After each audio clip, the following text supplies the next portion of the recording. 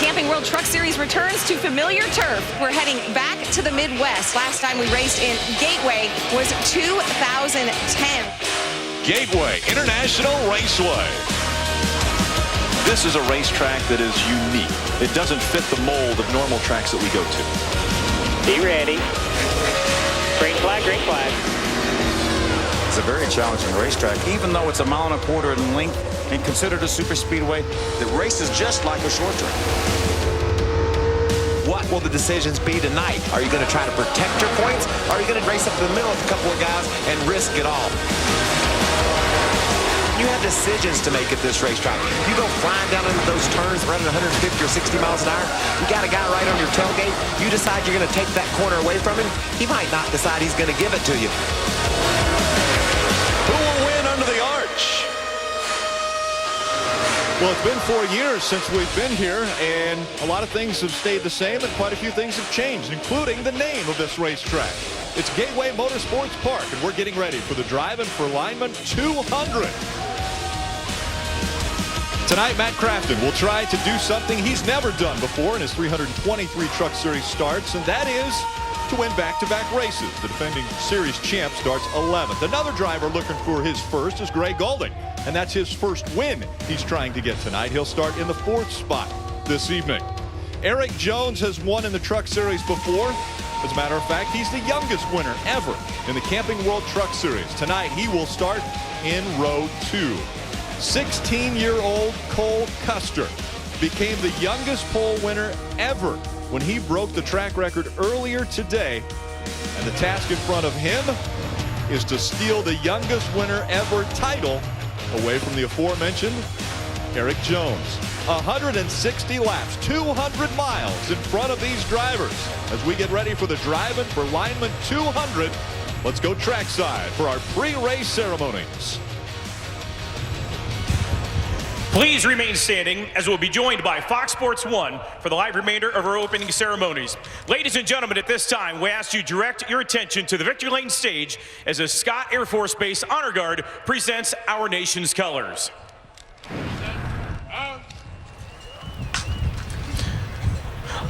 Also, as our nation celebrates Flag Day, please direct your attention to the Turn 4 side of Victory Lane as members of the American Line industry display the American flag.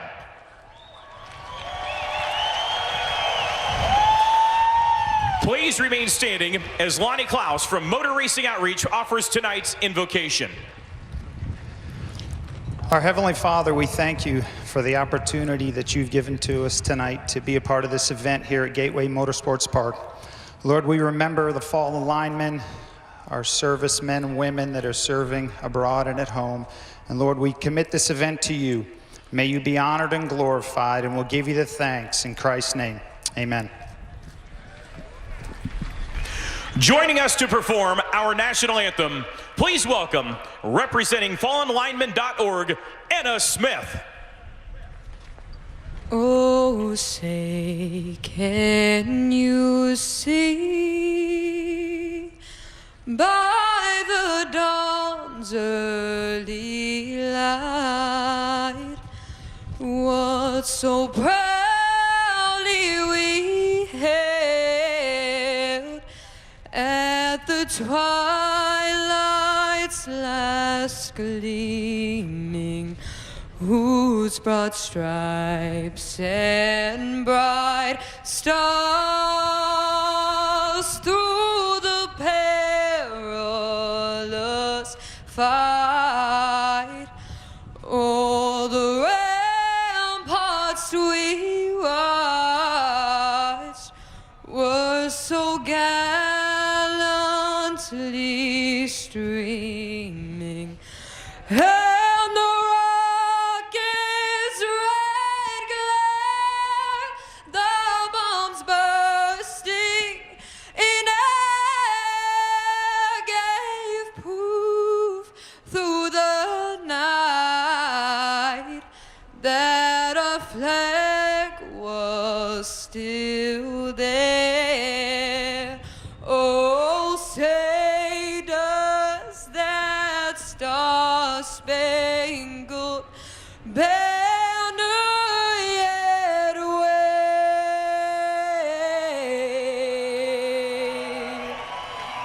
for the land of the free and the home of the brave.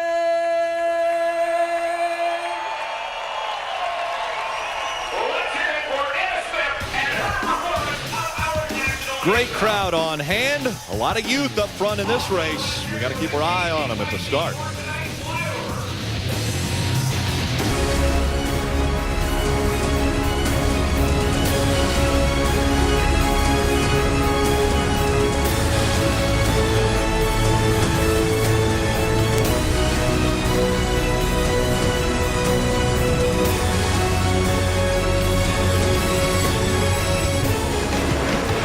And welcome back to Gateway Motorsports Park. We're just a bit east of the Gateway Arch there in St. Louis, Missouri. And a great crowd on hand for tonight's race. We've got to open up the clipboard. Things we're going to watch for. In the Drivin for Linemen 200, track position has to be key. This racetrack has been described as a short track with very high speeds. And will experience pay off at a racetrack that we haven't been to for 4 years? Very few have experience on this mile and a quarter. Hello, everyone. Rick Allen, Phil Parsons, Michael Waltrip with you once again. Track position, it always seems to be very key in every racetrack we go to, but when we come back here to Gateway Motorsports Park, it seems more pivotal. It's just really tough to pass, Rick. In fact, when you go down in turn 1 and 2, it's hard to get your truck to turn when it's by itself, let alone try to whip it under somebody. And so what these guys will have to resort to is what we've seen in the past. We're going to have to crowd a little bit. As you see coming off turn 2 there, crowding going on that turned into a truck being up on his side. And when you get down into the corner, sometimes you're going to push. And when you're back in the pack, you get desperate and try to make moves, and sometimes those moves don't work. So we see racers all the time getting very aggressive here at Gateway because of the frustration, because of trying to get a pass done. You can't quite get there, and look, you crowd and you're going to get turned. We see this repeatedly, and with all the youth up front and no experience near the front, we could see a lot of that when the race starts tonight. You mentioned the word youth, and we've talked about needing experience here. It's been 4 years since we've raced here, Phil. Yeah, but when we came here, I said the guys with the experience are going to have the advantage. Guys like Matt Kraft and Johnny Sauter, the Thor Sport teammates, I knew they would be good here. And then throw in Ron Hornaday, who's the only guy in the field that has won here. But none of those guys qualified in the top 10. We have a bunch of youngsters. We have Eric Jones, the 51 truck. He won Phoenix. We talked about that.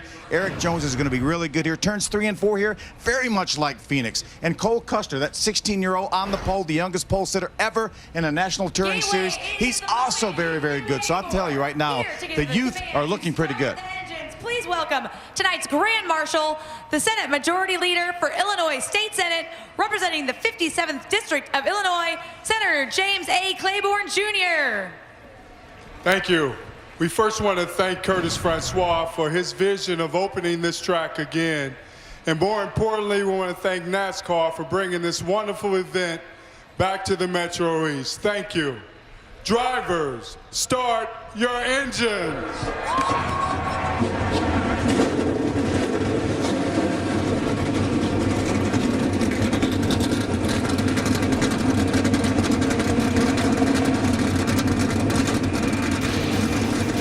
We're just minutes away from the green flag flying in the air at Gateway Motorsports Park. 16-year-old bringing the field for the green. Oh, hey, Jim. This is my sister, Lisa. So hot. Woo! That is hot. Made with real cheese and premium cuts of meat. Hot Pockets. And welcome back as the sun begins to set on the Gateway to the west. The trucks are fired up and ready to roll out onto this mile-and-a-quarter racetrack. The honorary pace car driver for tonight is Chief Master Sergeant Wesley A. Mathias of Scott Air Force Base. That Air Force Base just 20 miles away in Illinois. So we welcome Master Sergeant Wesley A. Mathias. I'm sure he'll do a great job tonight. Want to take a look at the particulars of this track in our Camping World track description. I would say challenging would sum up what you see there, Rick, because of the distinct difference in the two ends. They're going to carry the most speed they have down into turn 1, and that's the tightest turn. It has more banking, but it's a tighter radius. Difficult turn to handle. You're our Camping World race analysis. See, 160 laps, 200 miles. We estimate about 2 pit stops. These guys can go about 60 to 65 laps on the full fuel load. We talked about that track position. You could see strategy from pit road determine how a guy might get that track position. And the trucks begin to roll off of pit road onto the access road, which will take them onto the back stretch. We go through our Golden Corral. Starting lineup, Cole Custer and Darrell Wallace Jr. making up row number 1. Cole Custer set the track record earlier. He is the youngest pole winner ever. How about row number 2, Eric Jones, Greg Gaulding. Let's see if we can talk to Greg Gaulding. Hey, Greg Gaulding, Phil Parsons up in the Fox booth. You got a copy? Sir, I got you, Phil. Great qualifying effort, buddy, in that 4th spot. You didn't get any practice yesterday. You were down in Florida running a K&N race. How's that truck? I think we got a great Krispy Kreme Chevrolet. Yeah, I love this track already. Not having very much experience and missing some practice. Thanks to Justin Lawson for getting me dialed in, ready for a fun race. All right, buddy, be careful and have a good one. You appreciate it. Phil, you threw out the word experience. Here's a kid who's 16 years old. How does he come into this and be at all competitive? Yeah, well, we've seen the youth, though, be so good at this racetrack here and so good this year, really. He came here and tested, so that's going to be invaluable for him. As he mentioned, he had a great setup with Justin Lofton practicing his truck yesterday, and he jumped in that thing and was fast today. I think 18-year-old Eric Jones is all the inspiration you need. I mean, he went to Phoenix and beat the best in the Truck Series, winning that race out there. Did an amazing job in a tight battle late in the going with Ross Chastain to grab that victory. Eric Jones can win. I guarantee you these kids that are up there with him think they can win too. Well, there's a lot of trucks out there that think they can get to victory lane tonight. We're going to ride along with a few of them. Yeah, let's ride along with that 31 truck of Ben Kennedy. He's had 3 top 10s this year. He will start his Turner Scott Motorsports Chevy from the 17th spot. Let's hop on board with Johnny Sauter. He's starting in the 13th position in his Smoky Mountain Herbal Snuff Toyota from Thor Sports. He's been in the top 7 5 of the last 6 races. Look at this view. We're going to get to see what Johnny Sauter sees, and if he runs into anybody, we're going to be right here to report it. John Hunter Nemechek finished 6th his last time out at Dover, and he will start his MD Anderson Cancer Center Toyota from the 12th spot. Timothy Peters, number 17, Red Horse Toyota, starting 10th. He's a point leader, headed to Texas, had a big wreck. Now he's 5th in the points. Can he rebound here at Gateway? Those are questions we're going to have to answer. There's a lot of storylines still to be talked about, and for more of those, let's go trackside to Ray Dunlap.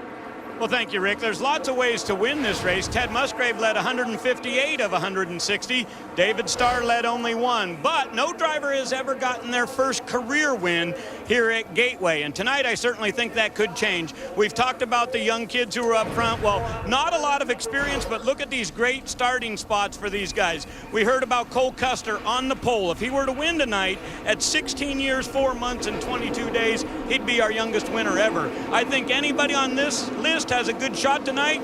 I think the 77 might just be my favorite. Hermie Sadler, who you watching? Well, Ray, if one of those rookies or young guns is going to get to victory lane, they've got to get past the guy, the only driver in the race tonight that's won a truck race at this racetrack. It's Ron Hornaday. He won here several years ago, but the issue with Hornaday, he's on a losing streak. 54 races since he's been to victory lane. If he's going to get career victory number 52, he'll have to do it from the 16th starting spot. He has experience. No one's ever won this race from further back than 14th. How about the guys that are the leaders at this racetrack? Terry Cook, Rick Crawford, Dennis Setzer. All names that are synonymous with the series. A couple of wins for Ted Musgrave here in the Truck Series. Ted was so good at this racetrack. All the flat tracks, Ted was good at Milwaukee as well. This type of track, even though Hornaday's starting back in 16th position, this is right in his wheelhouse. Talked to Ron down in the garage area. He said, my truck isn't really fast on the get-go, but it hangs in there for me. So you watch Ron Hornaday on these restarts and diving into these corners. He'll gain some positions and probably be around at the end to contend.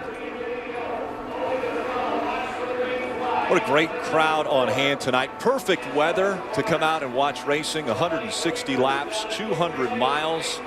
The youth of the series and the future of NASCAR right here in front of them. And it's great to be back in St. Louis. Field coming out of turn number 4, all behind 16-year-old Cole Custer. Green flag in the air. We're back underway at Gateway.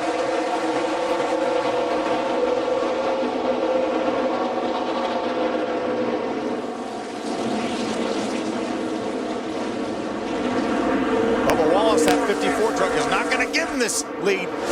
Bubba's got the run there. He's going to lead them down into turn 3. Takes the lead away from Custer on the start.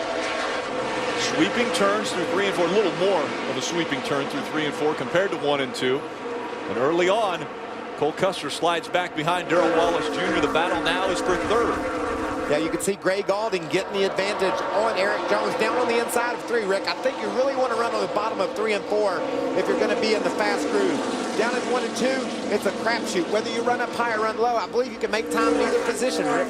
But all the guys are saying it's really line sensitive down there. I was talking to some of the crew chiefs that if you miss your line a little bit down in 1 and 2, it'll cost you a couple tenths. And they are in line now.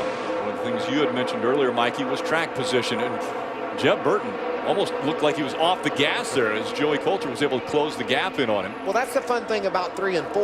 You can work your throttle. You can get it down early and start to use that apron to help you turn around that corner.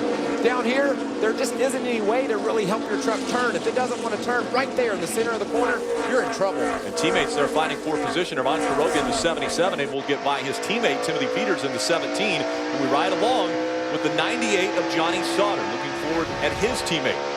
Yeah, we had this bumper cam at Martinsville. It lasted most of the race. That was really good. Hopefully Johnny can keep it on here. You heard Johnny Sauter in pre-race talking about how he was tight. It just wouldn't turn. I think that was pretty good evidence of it there. You saw. Oh, and in the wall. The 63 of Justin Jennings. Well, that yellow truck, John West Townley, did a nice job avoiding that 63. John had to go to the back of the pack for the start because of unapproved adjustments. That was hard contact into the outside wall for Justin Jennings. Driving that number 63 truck. He probably got some help. I noticed another truck was right behind him. He was running in the 19th position. Well, it's right side of your screen. It's hard to tell. Maybe he just got that other white truck. Maybe it made some contact with him. He was trying to race under the black truck there just ahead. Oh, a little contact maybe got loose on the inside of the black truck as they raced off turn 4. That's what it looked like. See if we can take a look from behind. We'll get another view of it. Already contact, possibly already. That's right. Mason Mingus. Looked like 11 before you dig. Looks like maybe Jennings was trying to get under Mingus, got a little bit loose, and wham, hard into the wall. Very unfortunate for a team based right here in the Midwest. Midler Brothers fueling the 63, and now it's out.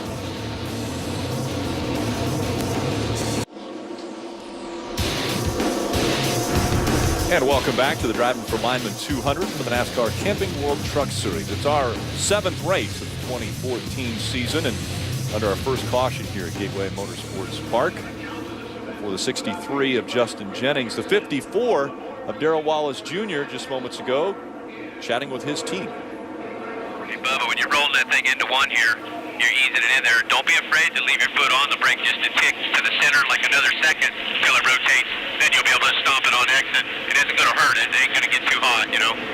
That's just Jerry Baxter, his crew chief, giving him confidence. He can use those brakes more if he needs to. But that's how he needs to think to get that front end set on that truck. Jerry's saying, don't be afraid to lean on the brakes. The brakes are so good nowadays, too. It's amazing. You used to have to come to a hard braking racetrack and have to conserve from lap 1 on. They can use them as hard as they want to for the entire 160 laps. Phil, are you surprised that Bubba's taking the inside? He won the race to turn 1 on the outside on the start of the race, and now he's on the inside. I'm very surprised. Green flag back in the air. Cole Custer on the outside. Darrell Wallace Jr. on the inside. Got a good jump, though. He's got that truck out in front of Custer as they dive in. Can he keep it? Yes, he does. Cole Custer trying to keep up his momentum, but he gets tucked in behind the 54 as they go down the backstretch. So we've checked 2 boxes. Bubba's good on the bottom, and he's good on the top 2.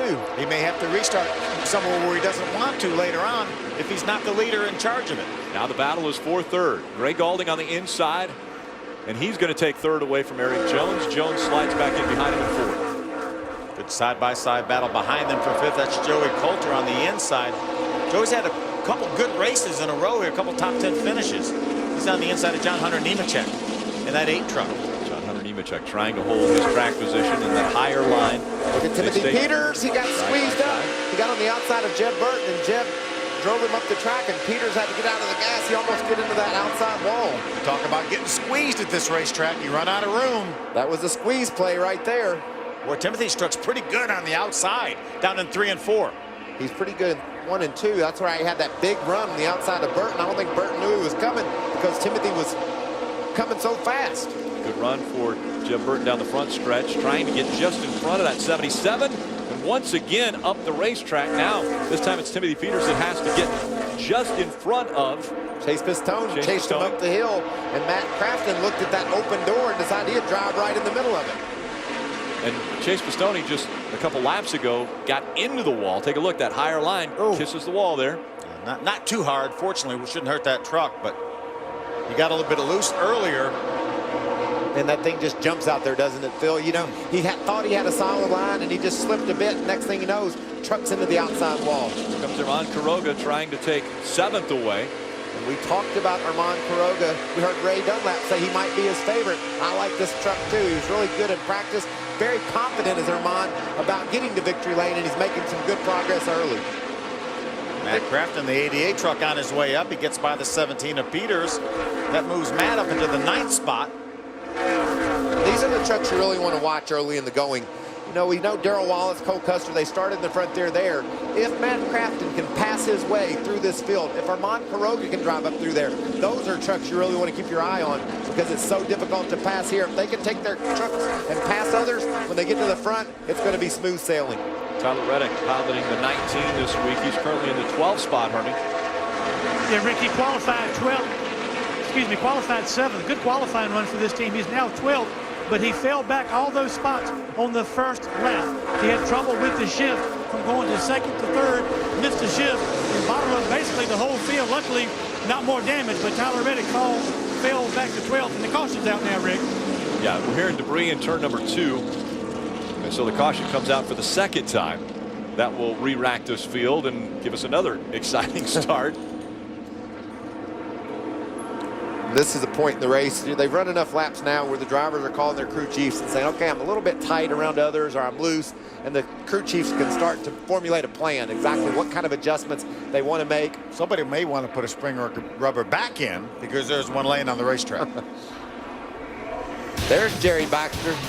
We're going to take a quick break and go to Greg Wolf out in the LA studios.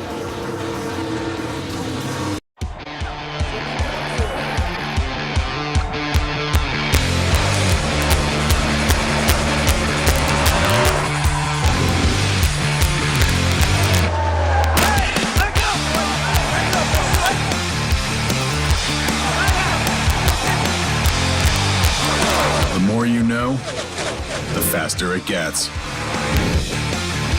NASCAR.com. Powered by NASCAR. And welcome back to the Drivin for Linemen 200 from Gateway Motorsports Park. The sun beginning to go down below the horizon, so it won't be as big of an item for the drivers any longer. So glad we're here, man. It's been a great 2 days. These trucks are really running well on this track. The drivers, every one of them, talk about how much fun it is to race on this little short track that thinks it's a super speedway.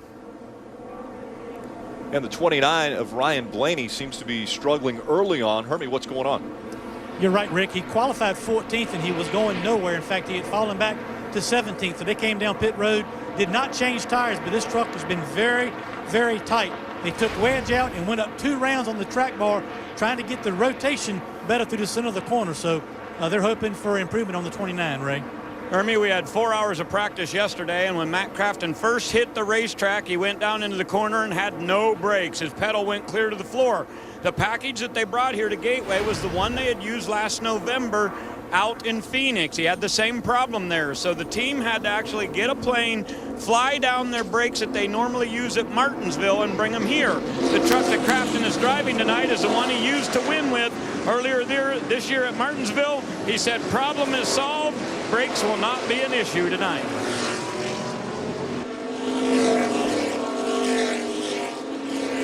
All right, Tuesday, July 15th, baseball's best. They're going to gather in Minnesota as the captain, Derek Jeter, takes to the field in his last All-Star game ever.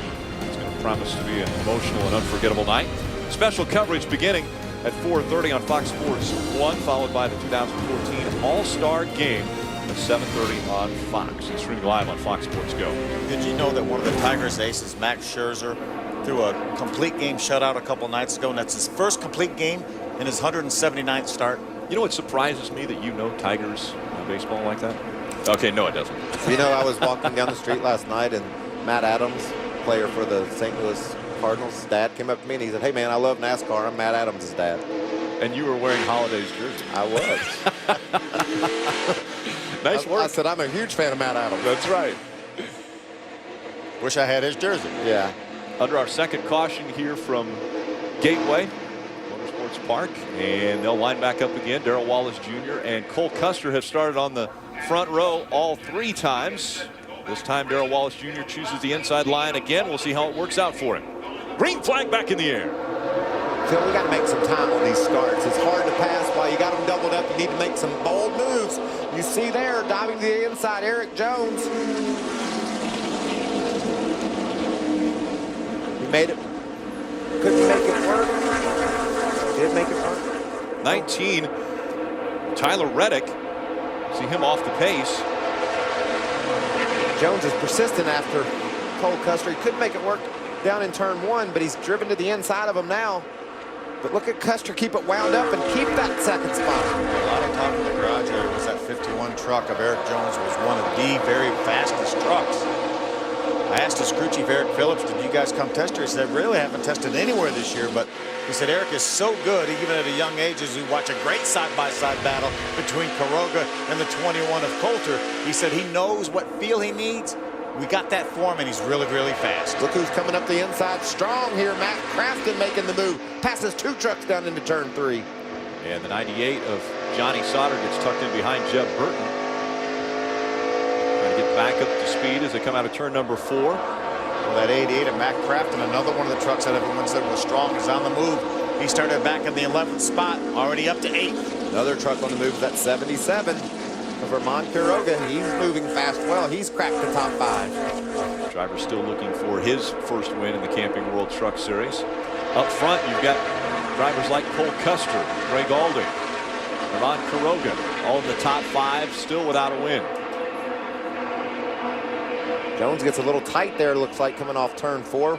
Lost some ground to that lead duo. And if you're going to get tight down on that, and you're really going to be tight down in 1 and 2, the tighter end corner of the racetrack. The top 2 have never been to this racetrack before. Well, actually, we'll throw in the top 5 have never been to this racetrack before, at least in a truck. But the top 2, Darrell Wallace Jr. running some pretty good lines, good laps. How big is that for a 16-year-old like Cole Custer to follow behind, to see those lines and see how he enters this into each turn? Cole Custer sat on the pole and he didn't really have anybody to watch. This kid's pretty good no matter what his situation is. I think these guys running in the first 5 here, nose to tail, are just evaluating what they've got right now, figuring out where they're better than the trucks that are directly ahead of them and how they can adjust their line a bit. You talk about a compromised racetrack, this is it. The trucks are going to handle differently in each end. You've got to move around a little bit to try to compensate for some handling issues that you have. And so far, it looks like the guy that is the fastest truck and is able to make the most moves is that guy right there, Armand Quiroga. He's up to 5th, and he's battling for the 4th spot. I mentioned on that restart, Tyler Reddick had fallen off the pace. He's all the way back to the 25th position. What's the story on him, Hermie? Well, Rick, we mentioned on the initial start of the race, he dropped back out of line, having trouble with the transmission. Now, I just talked to crew chief Doug Randolph. He said the transmission is now broke. He's having a hard time getting it and keeping it in 4th gear. And from listening to the radio from his teammate, Ryan Blaney, and crew chief Chad Kendrick, they gave a warning that 19 may be in trouble. Hey, Tyler does not have 2nd or 3rd. All he has is 4th, so be ready to jump in the outside line. The inside line is going to get jammed right here. So they're having a difficulty getting started on the starts and restarts. Okay right now, but it'll definitely hurt him when he comes to pit road if it lives the entire race. Well, it looks like Quiroga's not having any problems. He made that pass for 4th. This is what happened on the restart just moments ago. You can see Tyler Reddick pulls up high, only in 4th gear. He's not going to go anywhere. Loses all that track position and ground to the field. And maybe having to hold that truck into high gear. Is there anything you can do?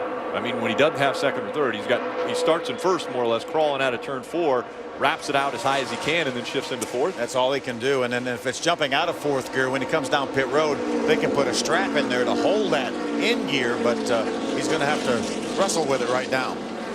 Matt Crafton, Timothy Peters, a couple of the experienced drivers here on this track. working over young John Hunter Nemechek. Nemechek runs in the 7th spot. So that tells you, Rick, what kind of talent level we're talking about with the youth in the NASCAR Camping World Truck Series. John Hunter is hanging right there with the guy that won last week in Texas, our defending series champion. They battled for the 7th spot. We saw John Hunter run extremely well at Dover, his last race, running up in the top 5 much of the race, ended up with a 6th place finish. Career best finish, and then his dad bringing home in 3rd a week ago. Darrell Wallace Jr. has just about a 4/10 of a second lead over 16-year-old Cole Custer running 2nd.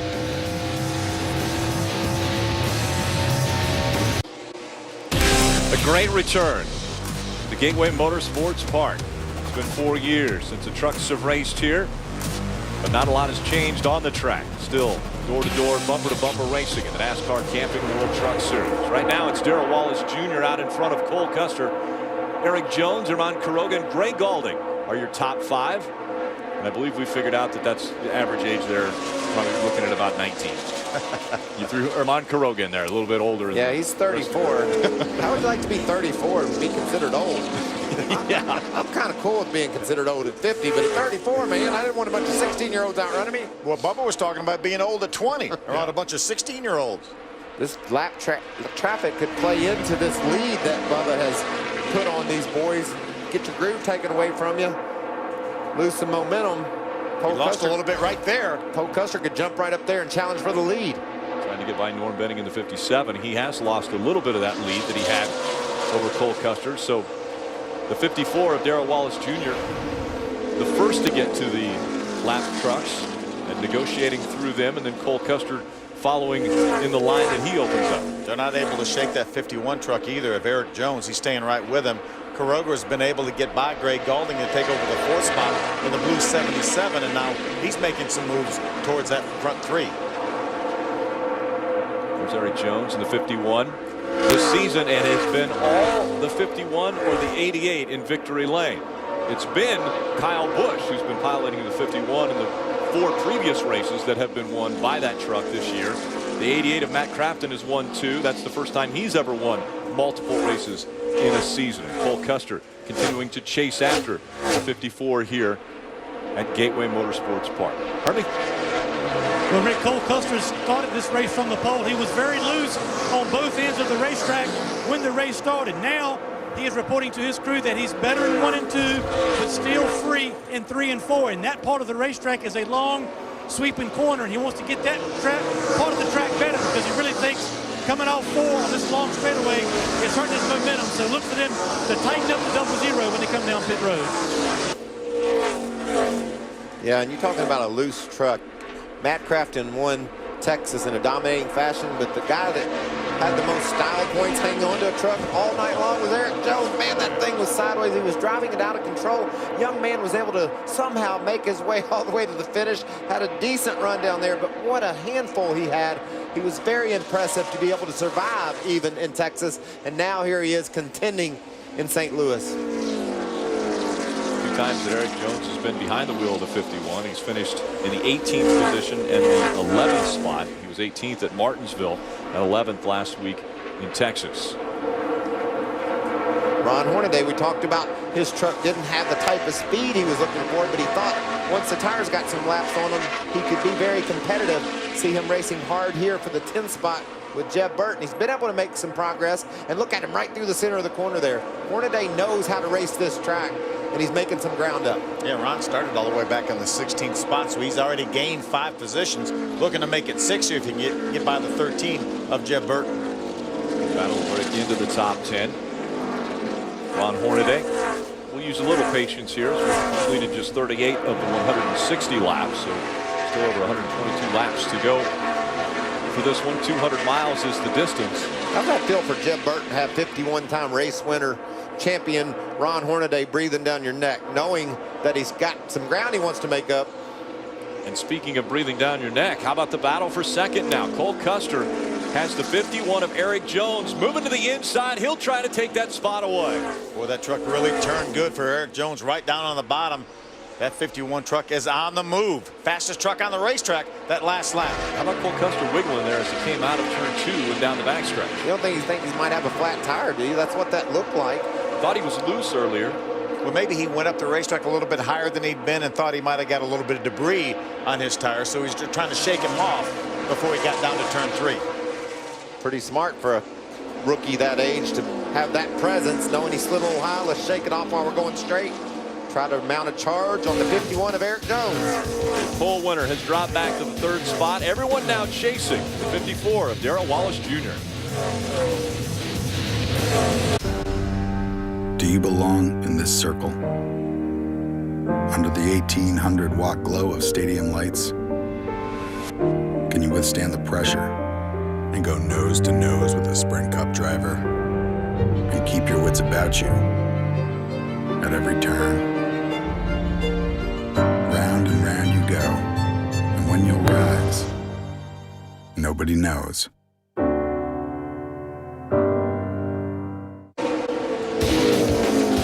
And welcome back. Darrell Wallace Jr. still out in front of the Drivin for Linemen 200. Race number 7 for the NASCAR Camping World Truck Series 2014. This is actually the 14th race here at Gateway, but we had about a 4-year hiatus in 2010, the last race that was run here. Darrell Wallace Jr. has figured the track out. He's running a Toyota. Toyota has swept the season thus far. All 6 races have been won by Toyota, as you mentioned, either Matt Crafton or Kyle Busch. And really, the streak goes back to last year. 8 straight wins for Toyota. 12 of the last 13 races have been won by Toyota in the series. And when you mentioned go back to the last 2 races of the last season, the 51 won both of those in Phoenix and Homestead. 2 different drivers. Eric Jones, Kyle Busch. And that streak has continued. Now Eric Jones, wow, 3 wide here. TJ Bell had to move up the racetrack, and on the inside of that's the 0-2 of Tyler Young. And look at Eric Jones. He's faced with that same problem getting by those 2 trucks. They're not side by side now, so a little smoother for Jones as he closes in on our leader. 0.6 of a second separating Darrell Wallace Jr. and Eric Jones. They're pretty heavy traffic right now for these guys. We run 47 laps. We talk about the pit window being somewhere around 60 to 65, maybe a little earlier the first time because we have the pace laps and the warm-up that you have to add to that. Boy, it sure is good when you're running second. The leader's got a bit of a lead to see him come up on some lap traffic, try to take advantage of it as Jones is doing. He's going to close in even further on Bubba Wallace. It was 0.6 of a second last time by. Now it's 0.3 of a second, the gap between 1 and 2. Jones can smell that lead right now. Teammates running nose to tail. Exactly. I was going to say, remember that 54 truck is a teammate to that 51 truck. Both out of Kyle Busch Motorsports. Eric Jones taking a little higher line as Norm Benning in the 57 was down at the bottom of the track. Wallace Jr. got a great run off turn 2. There goes the 51, looking tight. You know, you see him exiting a little high off turn 4. I think that truck's got a bit of a push. He gets that communicated to Eric Phillips, one of the best crew chiefs ever in the truck series. He gets that, go, watch out now. Ted Miner squeezed down on Herman Quiroga, but Herman was able to pull through. He gets an adjustment or 2 to that 51 truck, Phil. As tight as it looks like it is off turn 4, it could be tough. And I wonder if that's where experience is also going to come into play too, because remember we talk about the young drivers versus the experience of a Crafton and a Peters and a Hornaday and a Sauter. They're going to have to make the right adjustments on these pit stops coming up here in about 10 laps. Timothy Peters, that 17 truck currently running in the 9th spot, right? And Rick, yesterday in the first 2-hour practice, he and his crew chief Marcus Richmond had a 10-item checklist, and they kind of called it a test session. They wanted to try to get this truck a little bit freer. It was tight throughout the practice, and I believe it is again today. He started 10th and has moved up to 9th. Let's listen into the radio. Neutral off the wall, turn 3, tight, compressed, having to wait on the throttle, tight, center off 2. And he said when we put some numbers to that, he's about a 3 tight and then a 2 loose off. He's added 1 round of brake to the front of that truck, and they're going to make air pressure adjustments on the right side. Lots and lots of traffic out there tonight, but that's tough when you got a real tight race truck. I love the way Timothy Peters reports his truck to his crew chief, man. He was very precise, tight off too tight. You know, he's very direct about what his issues are. That allows a crew chief to go to work on that truck. And so green flag pit stops will be coming up here in the next 10 laps. We'll take a quick break and be right back for those. Could be bad for Tyler Reddick, who doesn't have second or third gear.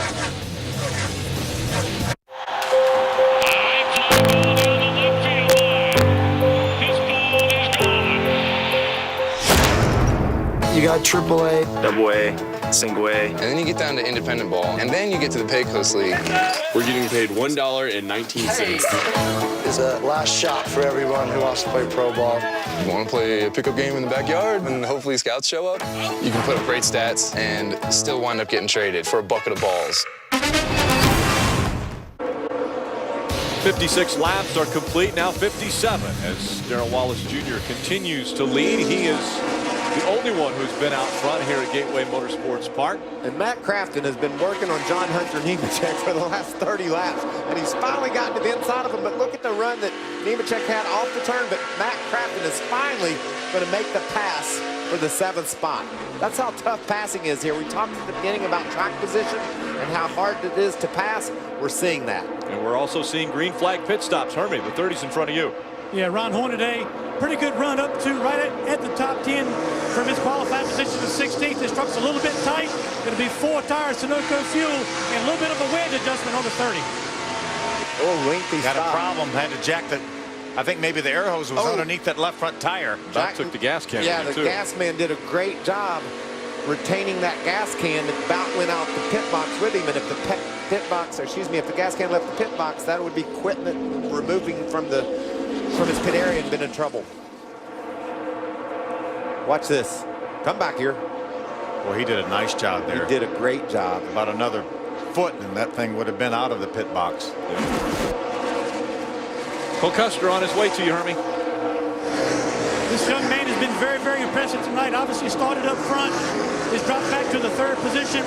Started out a little bit on the free side, and he's continued that in turns 3 and 4. He's asked his crew for 4 tires, looking at a little bit of an air pressure adjustment and a track bar adjustment potentially on this 0-0. Cole Custer, 4 tires and fuel. Also important for these guys to not to make any mistakes on pit road either. Either speeding on pit road, leaving too soon. You're exactly right. Sliding through the pit even, Phil, and you're right. We take for granted just how talented these young kids are, but a lot of these things, they're doing them for the first few times, and getting in and off of pit road under green flag conditions is one of those things. Ray Dunlap. Ben Kennedy's coming in. He's saying that his entry in his number 31 truck has not been good throughout the course of the night. His spotter, Jimmy Kitchens, has been trying to tell him to take a different line in. You saw a huge track bar change there. Almost everybody trying to raise the track bar, some of them 4 and 5 rounds to try to loosen these things up. We've heard tight, tight, tight from just about everybody. As we look back, you see Timothy Peters coming in. He'll also go up 1 round on the track bar on his Red Horse Toyota Tundra. As I said, they've been adding front brake, and he's also going to make an air pressure adjustment on the right side. Hermie, Joey Coulter's coming at you. Joey Coulter comes into this race coming off 2 consecutive top 10 finishes. His truck has also been a little bit on the tight side. 4 tires, Sunoco fuel, and they're coming up just a little bit of wedge out of the right rear for Joey Coulter. Ray Galding is out of gas, it looks like, on the back straightaway. Phil, I don't know if he's going to make it back. I'm not sure either. And that's what we're talking about, the mistakes we made. People started pitting around lap number 60. They kept it out, tried to go a couple more laps, and it didn't work. Man. He was running inside the top 5. There's our leader, Hermie, on pit road. Or excuse me, that's the 51. Yeah, the 51 of Eric Jones hits his pit stall. He has been tight the entire run, but the better he got closer to the front, the better his truck drove. His 4 tires, air pressure adjustment, and Sunoco fuel for Eric Jones. One of the big issues right now, that 20 on that access road, we just saw a truck going by him. He's got to pick up because they have to use the access road to get onto pit road. Hermie?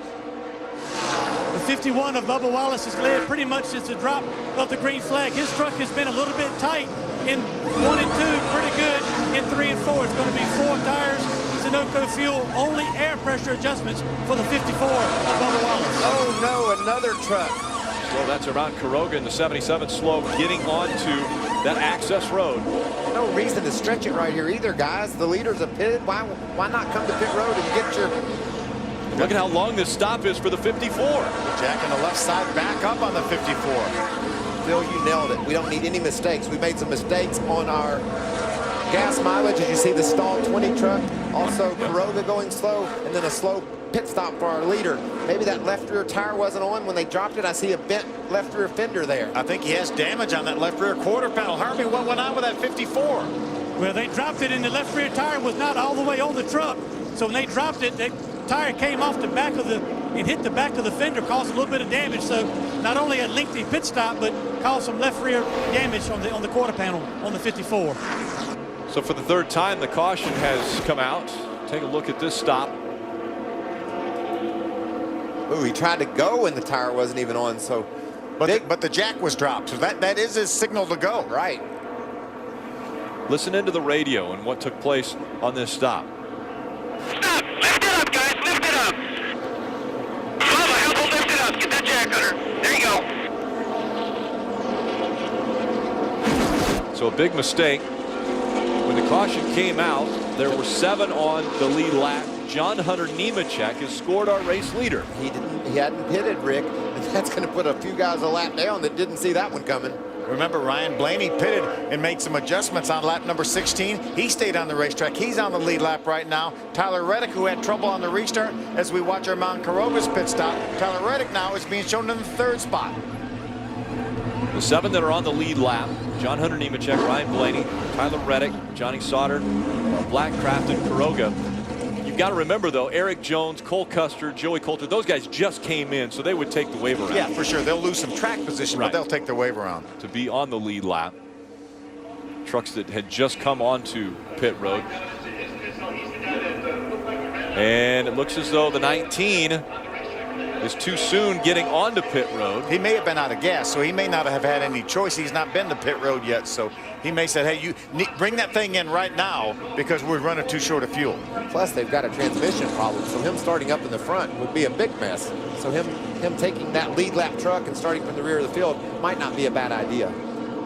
Again, the commitment line to get onto pit road is actually in turn 3. Now what's happening with him? This is unusual. Remember, he just had 1st and 4th gear. Maybe he has run out of fuel, because he's trying to work his way to his pit stall. He was definitely having some issues. I think you're right. All these lead lap trucks that have not pitted are going to pit, and that we'll probably have 20 wave arounds here because the rest of the field has been to pit road already. Yeah, it just had come to pit road within the last 3, 4, 5 laps. But this is a game changer. We talked about how important track position is. A lot of people that were up front are getting ready to lose that track position. Ray, what's going on with the 20? Well, they did finally get the Krispy Kreme Chevrolet refired. It took them quite a bit here to get that done. The 12 was out of fuel. He was sitting in the way. We also saw the 50 having problems. So a number of race trucks running out of fuel, including the number 20. They had just come on the radio a lap prior to that, and his crew chief, Jeff Hensley, said, we need to pit in 2 laps. So apparently people have made some miscalculations on how far they could go. Pit road now is open. Here comes John Hunter Nemechek, as well as Ryan Blaney. These are the 1st and the 2nd running trucks right now. And let's send it down to Hermie Sadler. You know, the 29 of Ryan Blaney has come to his pit stall. Remember, he pitted about 17 laps after everybody else and was able to top off with fuel. Still not a good handling truck. Truck's been way too tight since they started the race tonight. So it'll be 4 tires, Sunoco fuel, and another chassis adjustment. John Hunter Nemechek also a little bit on the tight side. 4 tires, fuel for the 8 truck.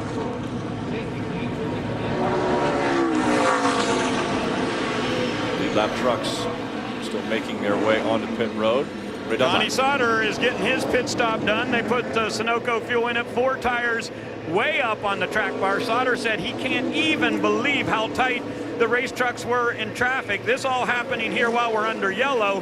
While we were still under green, the 88 and the 13 both came down pit road. So all 3 ThorSport trucks have now gotten service. Crafton and Jeff Burton were on pit road actually when the yellow came out. That's a break because the leaders slow their speed down. You can get off pit road without losing that lap. So that's a break for those teams. And we'll see how many drivers will end up taking the wave around when we return to Gateway Motorsports Park.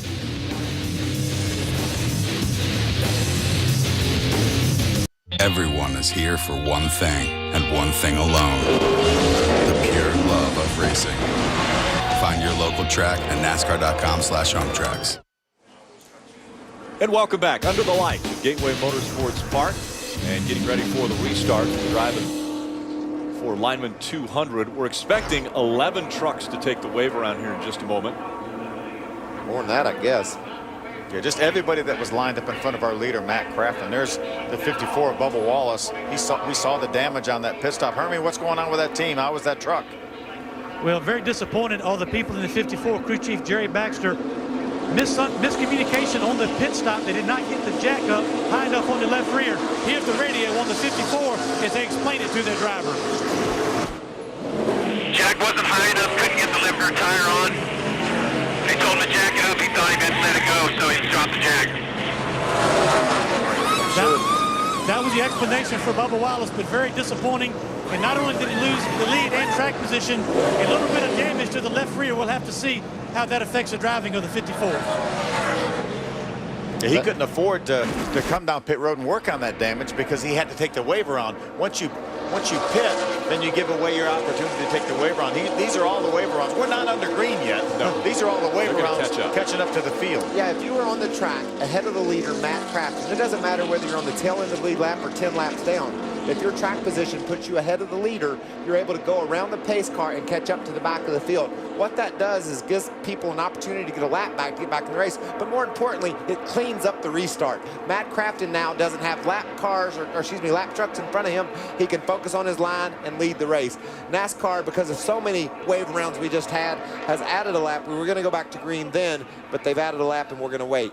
Let's do say that the 51 of Eric Jones that will line up in about the 7th or 8th position, he got the free pass when the caution. He was the top running truck, not on the lead lap when the caution came out, so he got the free pass, which allows him to restart in front of all these wave around trucks. The other element with the wave around is they're not able to come on the pit road. Yeah, you've got to be in front of the leader in order to take the wave around. If you come on pit road, obviously you're going to give up that track position that the leader has.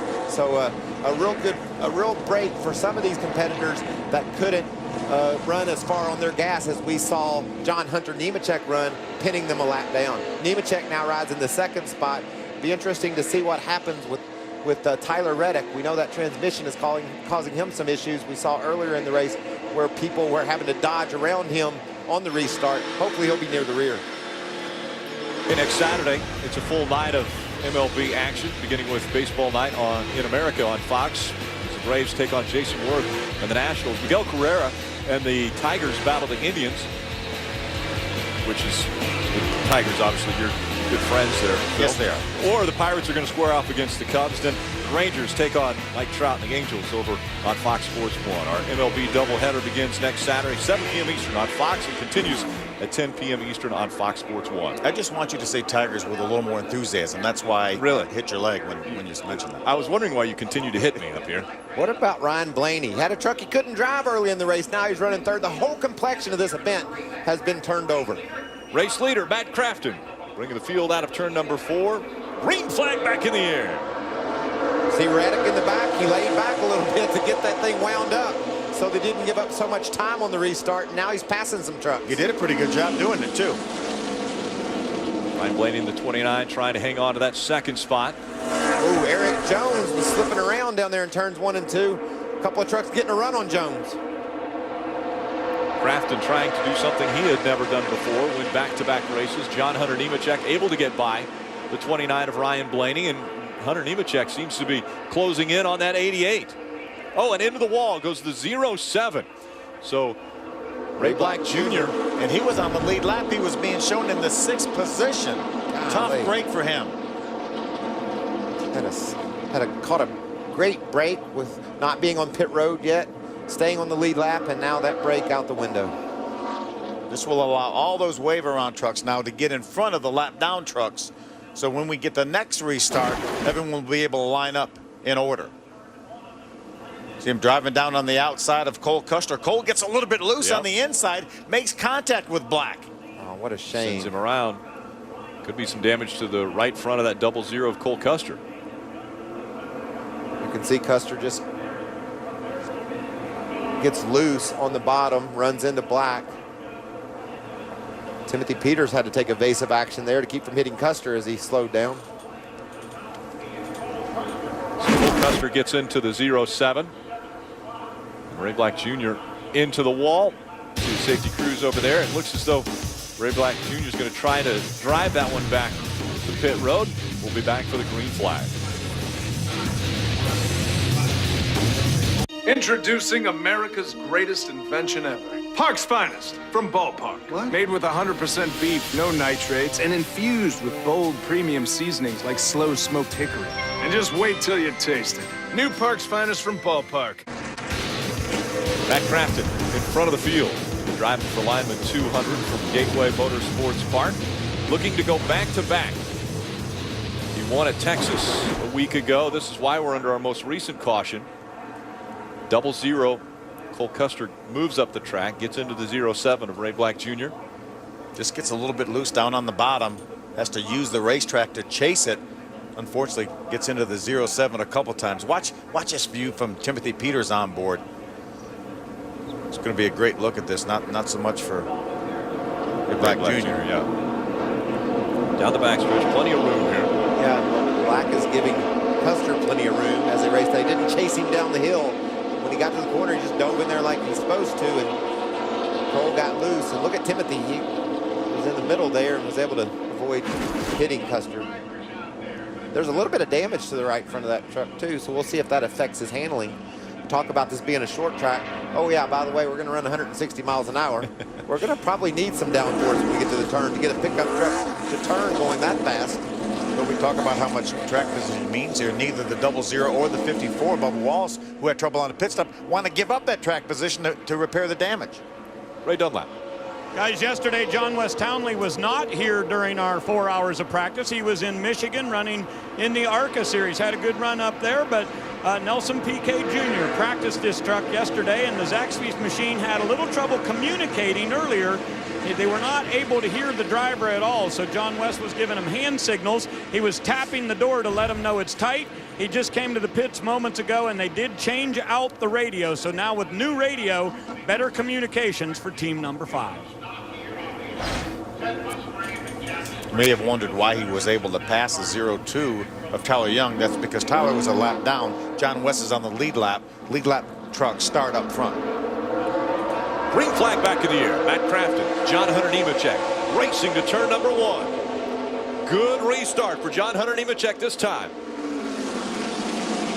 Has the advantage going through, and he'll take the lead away from Matt Crafton as they come out of turn 2. Crafton got a good run though, Rick. He's going to try to challenge back on the inside as they head toward turn 3. I think John Hunter likes the idea of maybe leading this race. John Hunter Nemechek with the advantage, running on the high side, able to stay in front of Matt Crafton. How cool is that? John Hunter Nemechek leading at Gateway Motorsports Park. And guess who's spotting for him? His father. His dad, Joe Nemechek. On Father's Day weekend. How good's that got to feel? His son is leading his first career laps in a truck, and he's out running the champion, Matt Crafton, last week's winner. Down the backstretch they go. All in line behind that 8 of John Hunter Nemechek. Remember yesterday, just the first lap on the racetrack, he drove it down in turn number 1 a little bit too hard and made contact with the outside wall. Would you officially say he's totally recovered from that now? Yes. To the inside, it's the 54, Darrell Wallace Jr. He had been dominant since the drop of the green flag. He's able to make the move there around Joey Coulter as they race toward turn 1. We saw his teammate, the 51 of Eric Jones, right now running in the 3rd spot, was very close to matching Bubba Wallace's speed. Now he has position on Bubba Wallace, and with 81 laps to go, it's going to be interesting to see if Bubba Wallace will be able to overcome the fact that now he's behind the 51. Is that some smoke out of the 51 truck? Well, sure looks like it. Uh-oh. Looks as though the 51 is smoking a bit. Running in that 3rd spot, Eric Jones. Talked about him getting an adjustment and how good that truck was going to be. It's fast now, but it might have an issue. Still smoke rolling out. Looks like it's come from the left side or just in the center. See the shiny tire? Is that a bit of a tire rub on the left side? maybe an adjustment that took some wedge out there or changed the track bar and might have gotten that tire into the fender. These bodies are so precise, laying right near those tires. Any adjustment could have caused a rub. They even have had a little bit of contact with somebody on a restart. Doesn't seem evident where the contact was. Sparks still flying from underneath the 88 as well, where that side skirt continues to hit the track. We've seen that since we got to St. Louis. He hit the curb there, did Jones. Bounced up the hill a bit, but man, Phil, the adjustment Eric Phillips made on this truck has brought it to life. He's going to be hard to beat if that tire rub doesn't bite him. Remember, he just got the free pass 2 cautions ago, and here he is now racing up in the 3rd spot. There's your top 3. John Hunter Nemechek out in front, Matt Crafton and Eric Jones. Hermie. What a restart that was for John Hunter Nemechek to get the lead coming off turn 2 on the outside. And what's better than that is a little bit of reinforcement from your spotter. Listen to this. Low, clear low, clear, clear, you're clear. Damn, boy. That is You're veteran clear. crew chief Jerry Kennan, who was on top of the spotter stand tonight. Father Joe Nemechek is on top of the pit box. A lot of excitement in the 8 pit. A lot of excitement in the booth too, man. It's so fun to watch John Hunter go. There's Joe. He was spotting for him during practices yesterday, but opted for the pit box for tonight's race. Still smoke coming out from underneath that 51 of Eric Jones. Whatever you want, you got him by 6 now. Just make sure you arc it in there good. I keep reminding, I can't help it. Jerry, I'm going to keep reminding you to arc that truck down in the corner, because when you do that, it really makes it roll through the center well, and you get pointed in the right direction on exit. John Hunter Nemechek leading his first laps in the Camping World Truck Series. Matt Crafton chasing after him. Eric Jones, Ryan Blaney, Johnny Sauter, they're your top 5. And it's Darrell Wallace Jr., Joey Coulter, Jeb Burton, Cole Custer, and Ron Hornaday, your top 10. This is so fun to watch. Very impressive run. It's a 17-year-old John Hunter Nemechek behind the wheel of the 8, leading at Gateway Motorsports Park. Oh, yeah. I found it, too. I'll file it, Frank. With Express Lane from Esurance, just one click can autofill your driving info and help you get a quote faster than ever. Welcome to the modern world. Esurance, backed by Allstate. Click or call. And welcome back to the Driving for Linemen 200 from Gateway Motorsports Park. Just 70 laps to go past the halfway point of this 160-lap race. John Hunter Nemechek in front of Matt Crafton. Now Crafton looking to the inside, trying to take that lead back. He had it when the green flag flew for the restart. John Hunter Nemechek took it away. Oh, get a little bit loose. That's going to give Crafton a run on John Hunter. He recovered quite well. We see that arcing in. We heard the spotter, Jerry Kennan, talking about, I'm going to tell you to arc in, I'm going to tell you to arc in. That's what John Hunter's doing. But it's opening the door for Matt Crafton. Matt might just stick his nose in there, and John Hunter's going to have to make sure he doesn't come down the track. He's leaving a big door open for Crafton. But that veteran move by Matt Crafton, he's going to realize that too, and I don't think he's going to make that move unless he's far enough up there that he knows John Hunter sees him. What about John Hunter Nemechek driving a loose truck like that? Got sideways off the turn, was able to correct it and keep the lead. That's impressive. We talked early on, beginning of the show, about the youth versus experience. Certainly no better evidence than right here. We've got a 17-year-old John Hunter Nemechek leading one of our veterans, our defending champion, Matt Crafton. John Hunter Nemechek winning 2 races in 2014. And now leading at Gateway Motorsports Park. First laps led ever in the NASCAR Camping World Truck Series for that young man. Crafton's all over him. He's got a solid truck. We talked about in the pre-race, Crafton, Eric Jones, maybe the 2 best trucks, and those trucks are running currently 2nd and 3rd. John Hunter has the good fortune of having the clean air. That's so important nowadays and in all forms of NASCAR, that clean air.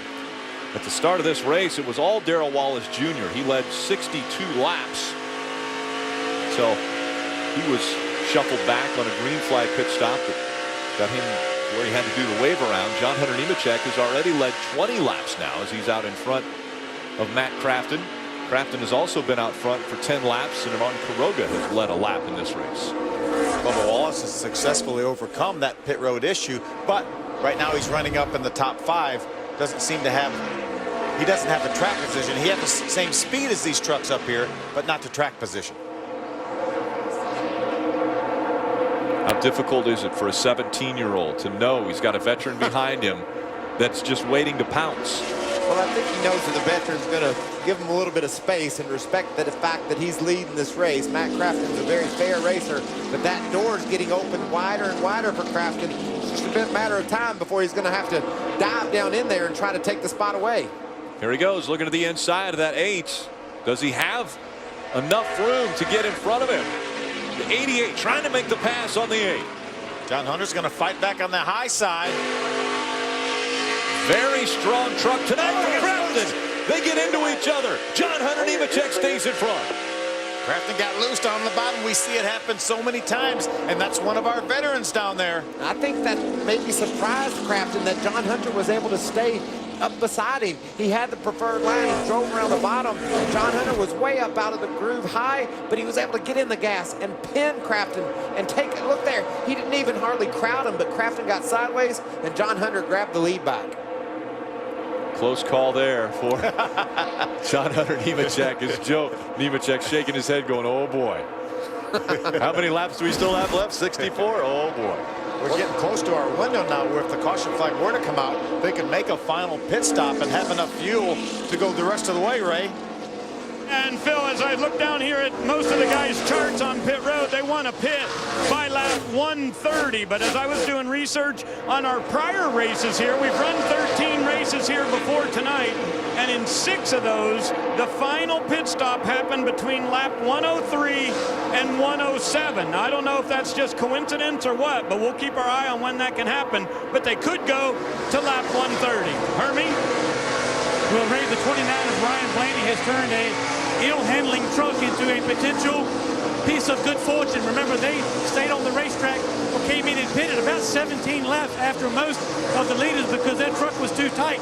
That came in to benefit them when people started to pit and drivers were running out of fuel on the racetrack. The 29 was able to stay on the racetrack and pit under caution. They got up to 4th on track position, and that's what he's holding on to right now. He's holding on to that 4th spot, even with the truck still being tight. And he's not far behind Eric Jones, one of the dominant trucks tonight, too. You can see it right there. That's the 51 of Eric Jones. There's Ryan Blaney in the 29, and he has his buddy Bubba Wallace at 54 right behind him. There's the gap between 1 and 2. That's about 3 truck lengths, which is quite a bit further than the 1 inch that separated them when they were coming out of turn number 4. John Hunter Nemechek continuing to lead the field at Gateway Motorsports Park. The Drivin for Linemen 200 here on Fox Sports 1.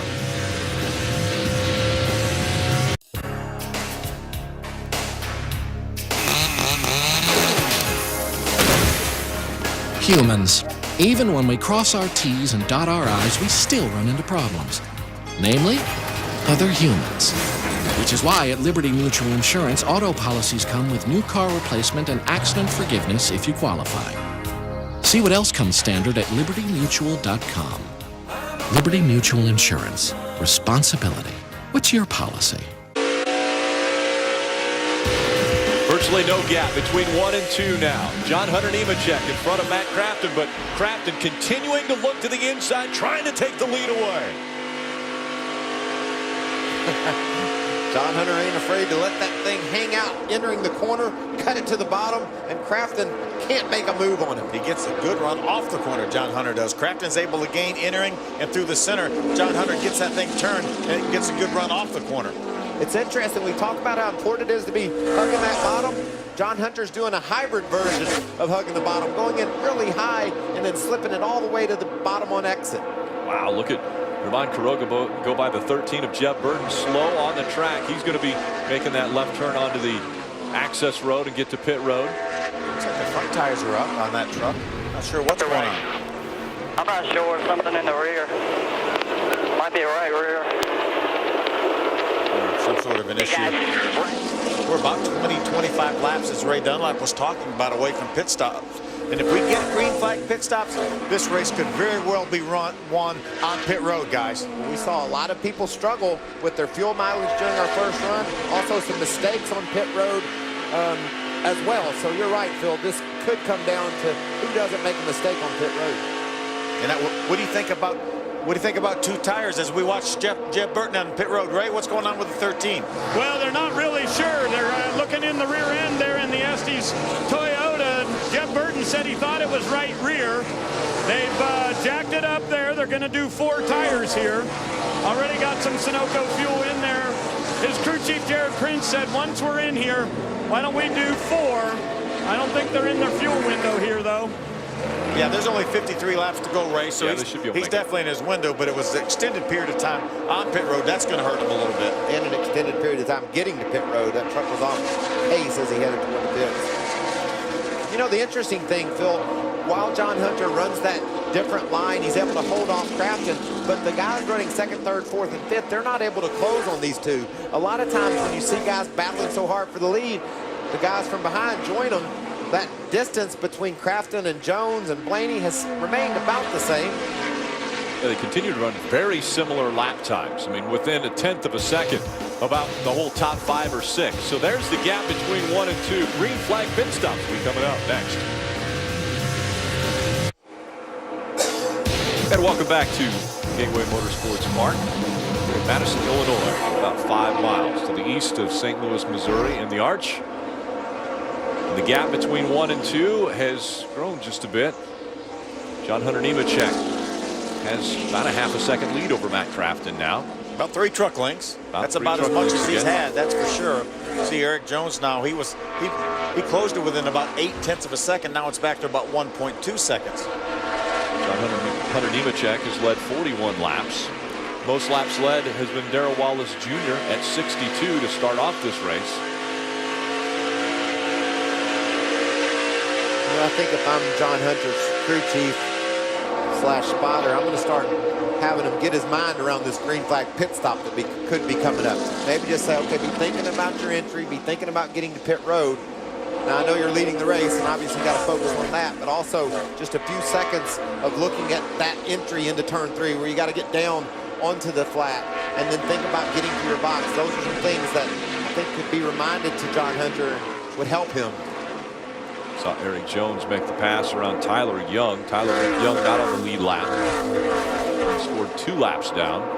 Cole Custer has made his way onto pit road, so he will be making his green flag stop just a little bit earlier than some of the others and what we were expecting. Yeah, and I think it's scheduled, though, again, maybe a little bit early, but he'll have a few laps more fresher tires than some of the other competitors.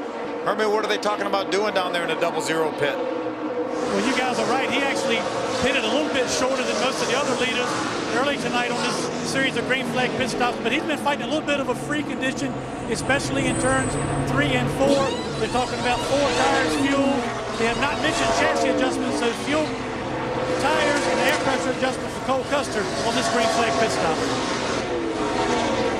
Struggling on the right side. Another team with issues on pit road, losing some valuable time. I think where he was running about the 7th spot, I believe, when he made his pit stop. I would have thought about maybe 2 tires because you don't need a full load of fuel. There's only 43 laps left. I don't know. I think these leaders, Phil, will come and get 4. But that's a way to make up some track position. Exactly. You know, I'm just sitting here thinking John Hunter finished 6th at Dover. This last time out, his best career start. I doubt that John Hunter's ever made a green flag pit stop. It could be his first. Hopefully you're going to see it because in just a moment we'll be seeing green flag stops.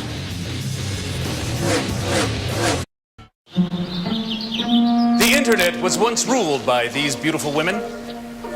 Then the Fox Sports Go app came out, diverting men's attention from these features to these features. With live games and Fox Sports 1 shows. Streamed anytime, anywhere. It's easy to see why this app is so popular. Please don't touch that.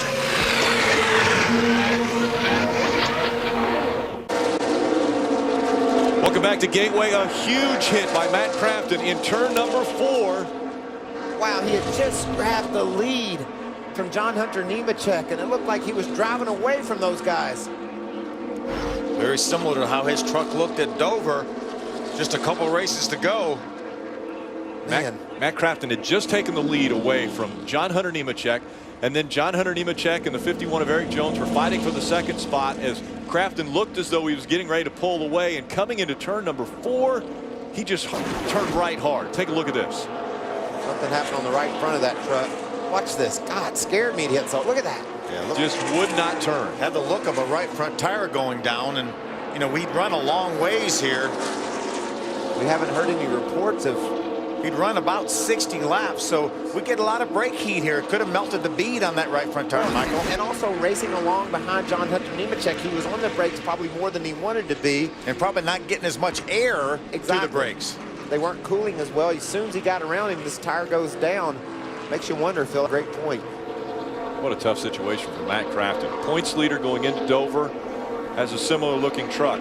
Leaving Dover, loses the points lead, goes to Texas, wins the race, grabs the point lead back.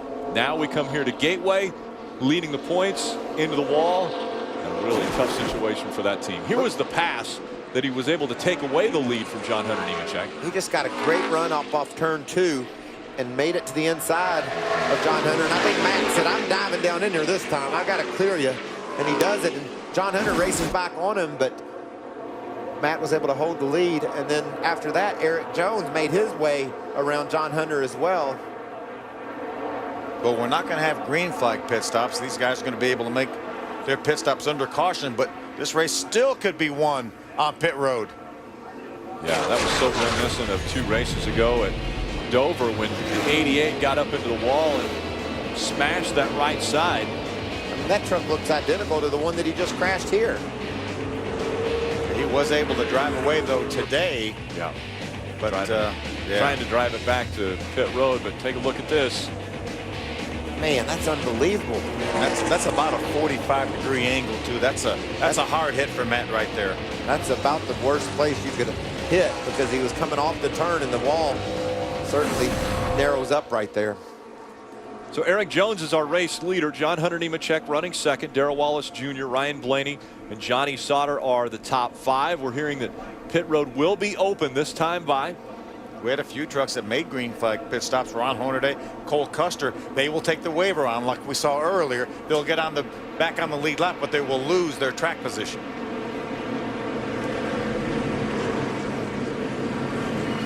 Ron Hornaday will grab the free pass we're hearing, Phil, so that'll be a break for Ron. He'll be able to line up in front of the wave around trucks.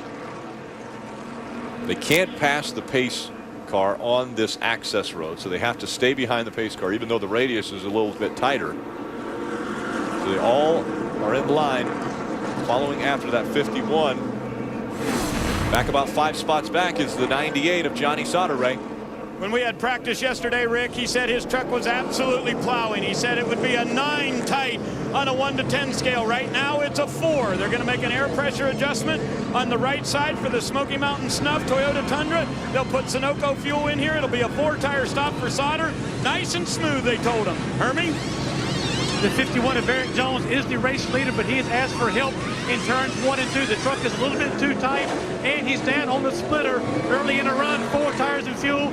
John Hunter Nemechek loose on entry, tight center off. It'll be an air pressure adjustment to try to help him on his entry, and it looks like Nemechek will win the race off pit road. What a great job by that team. Bubba Wallace's team gains him a spot. Eric Jones loses a couple spots. There's Joe right there watching. Yes, and yes, we won that battle off pit road. Been some pretty impressive surprises for John Hunter Nemechek, able to pass the 88 of Matt Crafton on the restart. Now Crafton brings out this caution. For the second time in 3 weeks, the 88 is behind the wall with a lot of damage to the right front. Brought out our most recent caution, and this is what happened. Look at this contact. The truck just directly into that outside wall, comes up off the ground where it hits. Here's a pretty good perspective. This is the 8 of John Hunter Nemechek. Thank goodness for the safer barriers that they put in here and all the NASCAR tracks.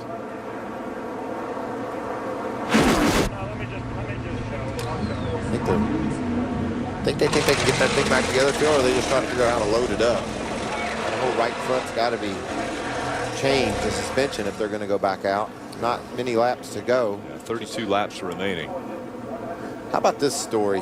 I know there's a lot of NASCAR Cup guys up in Michigan that are twittering, talking about how much they are enjoying watching John Hunter Nemechek lead this race tonight. What a great story that would be if he were able to win this race and get the victory for his dad on Father's Day, even down in the pit. Standing by with Herbie. Well, Joe, your son is getting the job done on the racetrack. Your pit crew, great pit stop on pit road. Can you guys actually win this race? I think you can.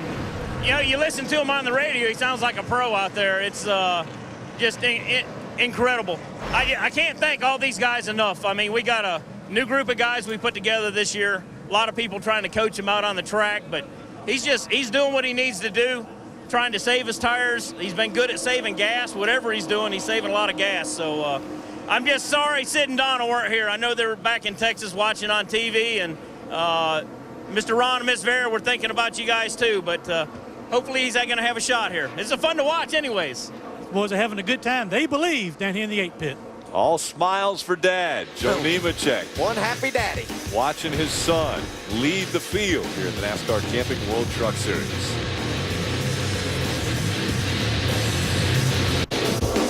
Less than 30 laps remain in the Drivin for Linemen 200 Gateway Motorsports Park. In front of the field, it's John Hunter Nemechek. For quite a few of the laps, 11 to be exact, it was Matt Crafton who was out in front of the field. He had just taken the lead away from John Hunter Nemechek when he got into the turn 4 wall. For more on that story, here's Ray Dunlap. Well, Rick, the Goodyear guys are down here, and they have taken the right front tire off of Matt Crafton's truck, and they're going to go back and try to diagnose this thing a little bit. I looked it over. You know, there was no wear throughout the course of the weekend at all. Lots of guys went 75 or 80 laps. Crafton was at 54 on that run. They don't believe it was a wear issue. I checked around the outside edge. They did not have a melted bead at all, so they're really perplexed about what this problem was, but obviously a very, very hard hit for Crafton.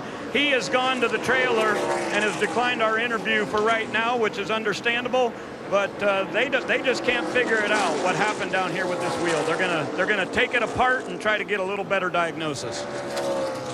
Yeah, tough ending for Matt Crafton, points leader coming in. Sometimes you run over stuff. You know, there's a lot of debris out on the track at times. Pieces fall off. You might have just cut a tire and hit the outside wall, but it definitely was an unfortunate place for it to happen. John Hunter Nemechek chooses the outside line. That means Darrell Wallace Jr. will be on the inside of row number 1. Here's some radio communication with Darrell Wallace Jr. and his team.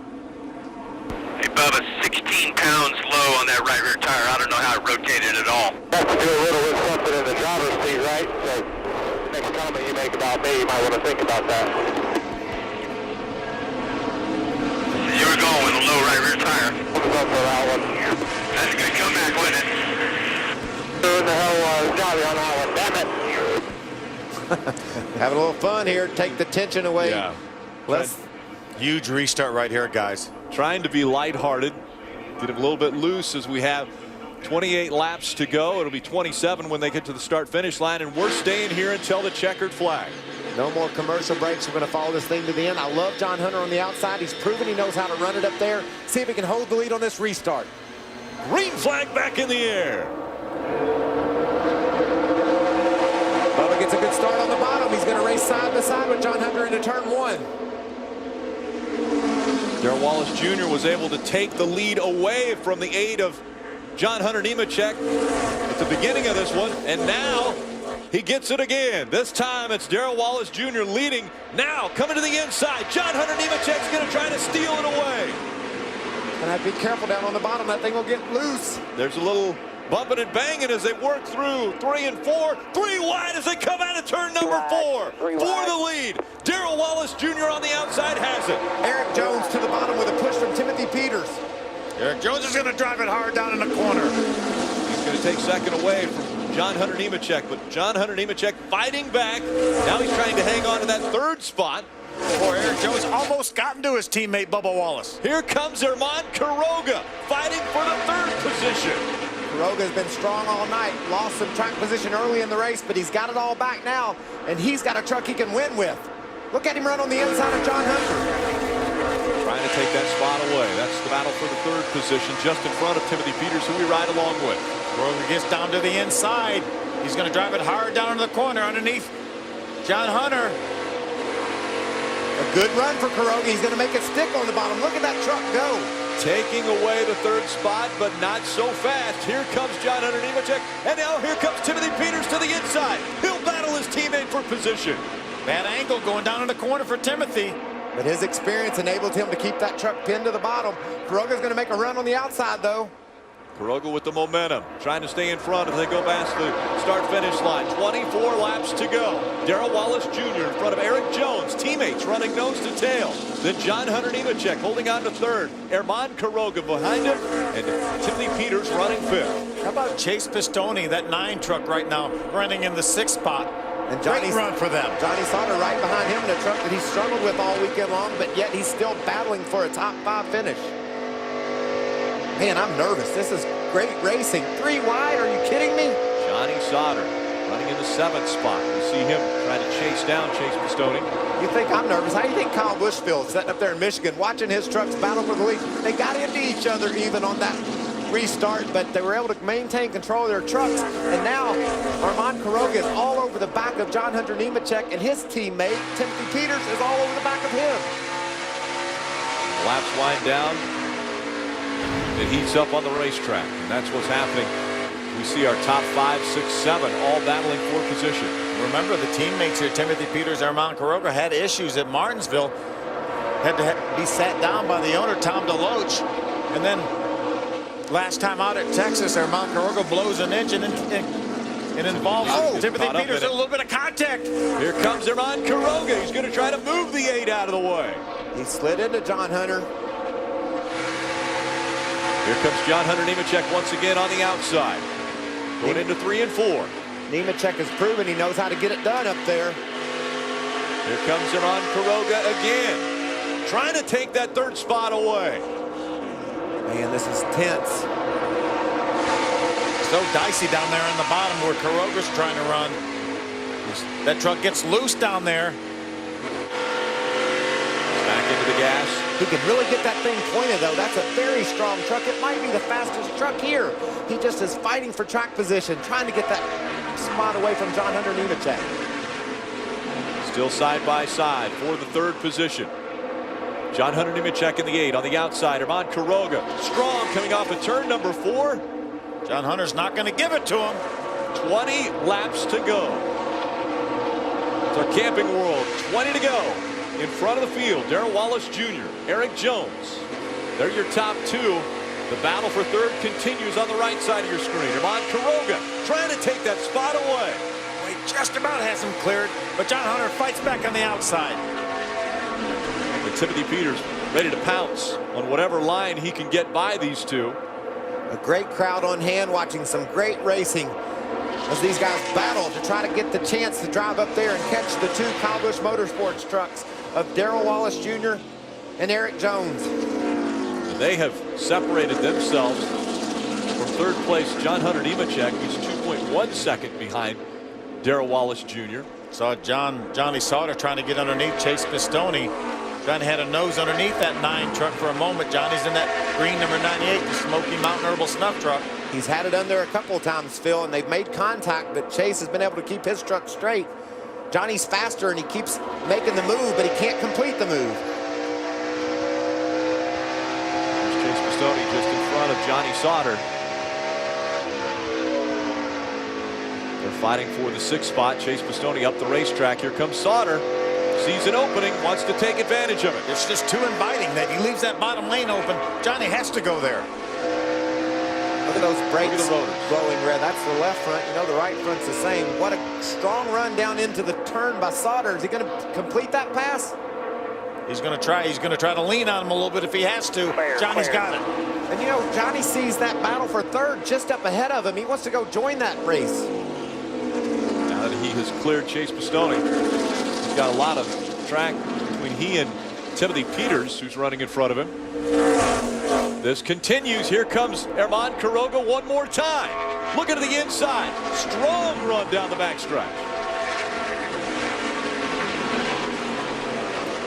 momentum. If Vermont drives it down in the corner as hard as John Hunter, he may get loose down there. And this is a great battle. I just can't explain to you how hard it is to do what Armand Quiroga is doing right now.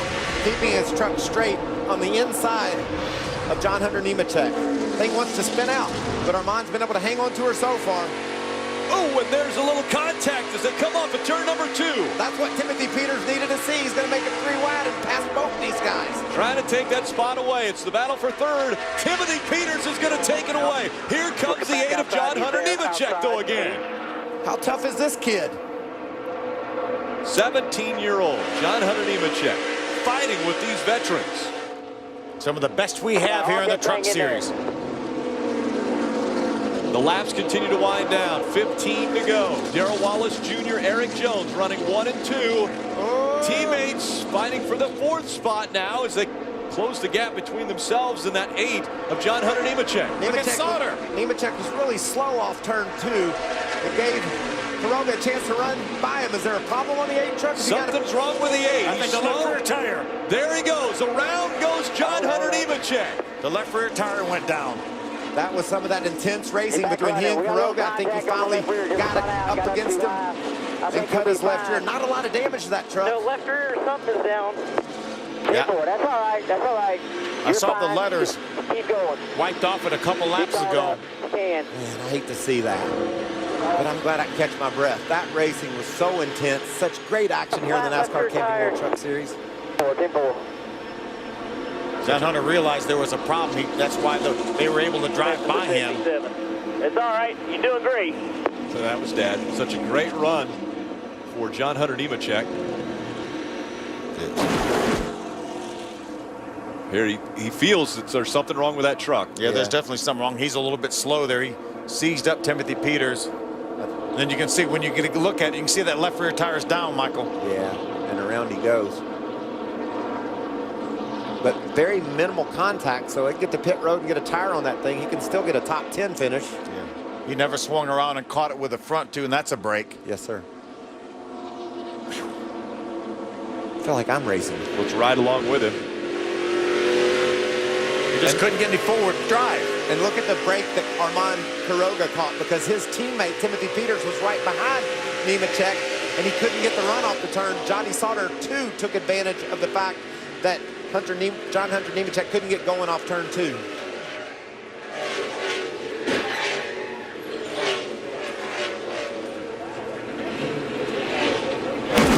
John Hunter Nemechek has the 8 down on pit road. They will go to work on that truck to try to get him back as close to the front as they can. Herming.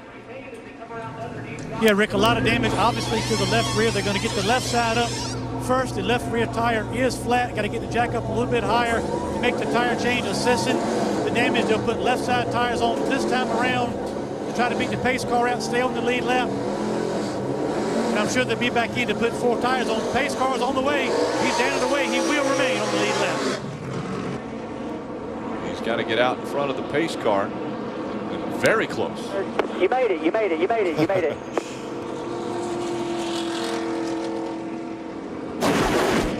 Let's see if we can see a rub here. You can see the left rear tire. See all the letters on it right now, guys. Right now is fine. And I'm suspecting after this little sideways action. And no more letters on the left rear tire. Yep.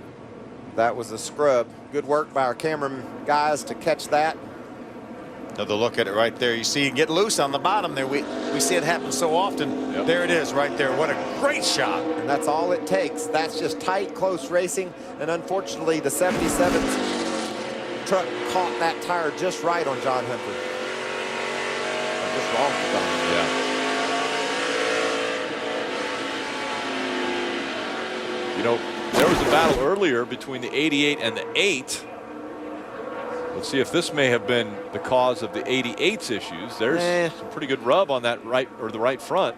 I don't know. I think his happened so suddenly. He was driving away from everyone when his blew out. I don't think that was the case. Yeah, I think John Hunter had a slow leak. That's why he felt it coming off turn 2, was slowed. Coming back down pit road, they're going to hold him for a lap.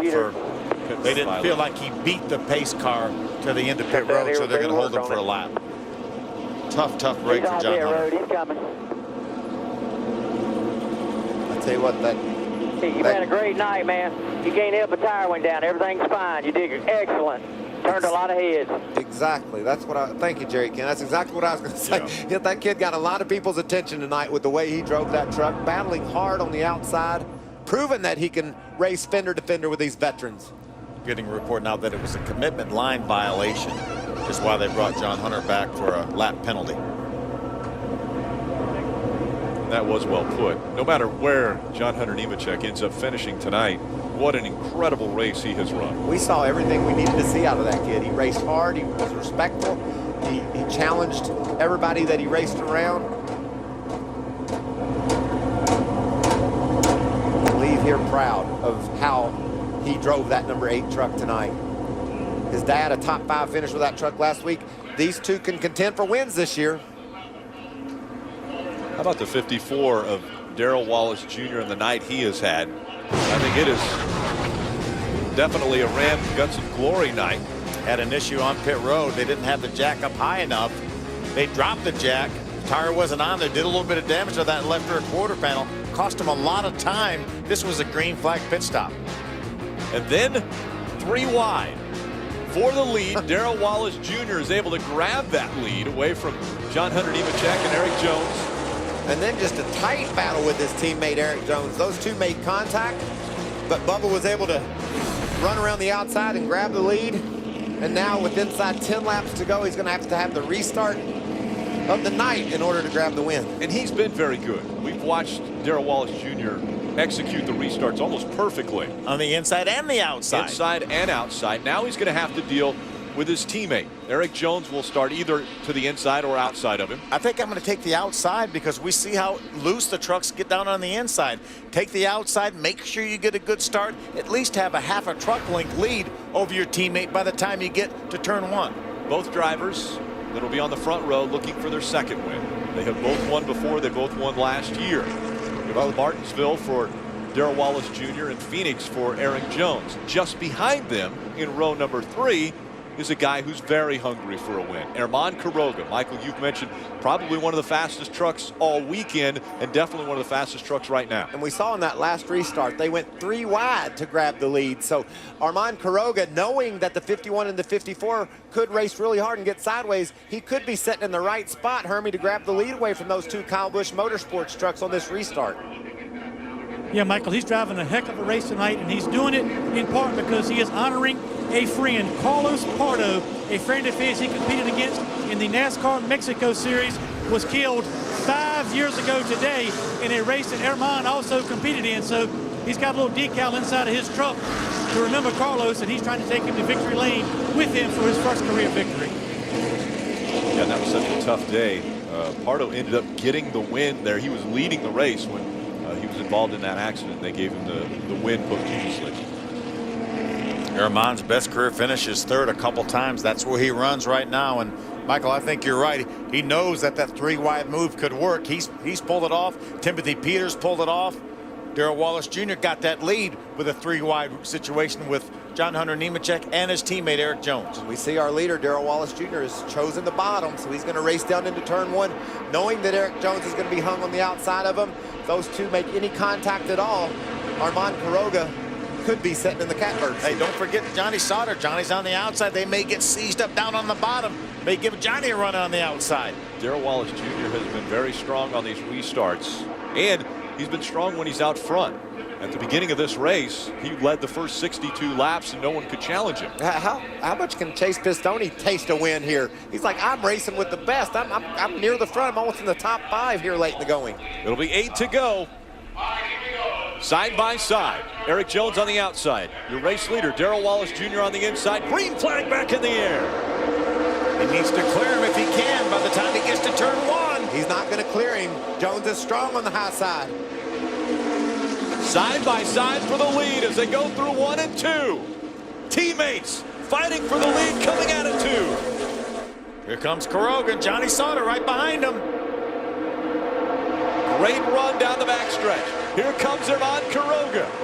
All over the back bumper of the 54. He gets a little loose as he enters turn number 3.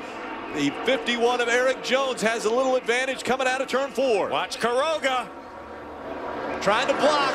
is the 54. Darrell Wallace Jr. 3 wide as they go into turn number 1. Here comes Ivan Quiroga. Eric Jones has the lead as they come out of turn number 2. Little bobble for him, and around goes Eric Jones. Quiroga turned Eric Jones around. Caution comes out. The 51 had bobbled just as he was coming out of turn number 2, and I think Quiroga was still hard on the gas. Wow, a lot of damage to Eric Jones' truck. I really think Bubba made a mistake restarting from the inside, guys. Wow. And a wrecked truck for Eric Jones, racing for the lead.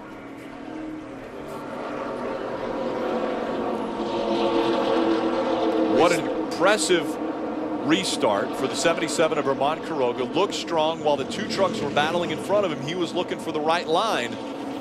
We've seen such great racing. These guys have been side by side and great battles. Window net down for Eric Jones. He climbs out of that truck. He'll have to take the mandatory stop at the infield care center. This young racer had battled his way to the lead late in the going. We talked about how fast the 77 of Quiroga was.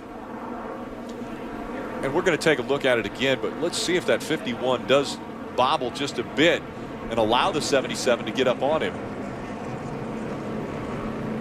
That was a hard hit Eric Jones had to that inside.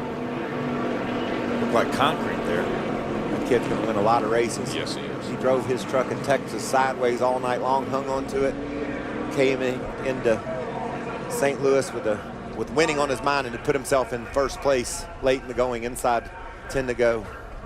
4 crew members for Eric Jones running down pit road. I've got a feeling they may be looking for the pit of the 77 or Ivan Quiroga. Yeah, the officials trying to slow him down.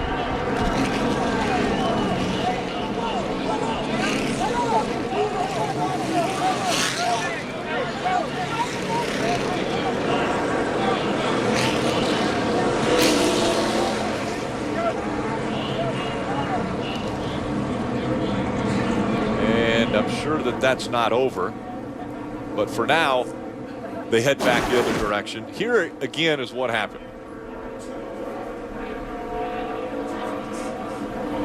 See, way up on top of your screen, that was the contact.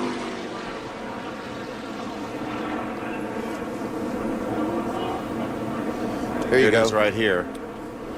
Jones on the top of the racetrack. He He does bobble right there, Rick. You're exactly right. That slowed his momentum just enough, and Quiroga was right there. And as you mentioned, a hard hit on that inside wall, but check this angle out. Jones hard on the gas. There's the bobble. And up the track he went, but Quiroga had the option to get out of the gas a little bit there. Obviously, going for the lead, it's a lot different. And he figures if he gets out of the gas, that he's going to lose his momentum. The guys behind him are going to try to make a move on him. It definitely wasn't intentional on Quiroga's part, I don't believe. I think he just was dead on the gas, and as soon as Eric Jones bobbled, he was into the back of him. Now, once he got in the back of him, he definitely didn't lift, but I don't think he intentionally ran into Jones. Yeah, the initial contact, I think, was accidental. And then once he got there, he probably did the smart thing once he got into him to spin him on out of the way, so it didn't hurt him.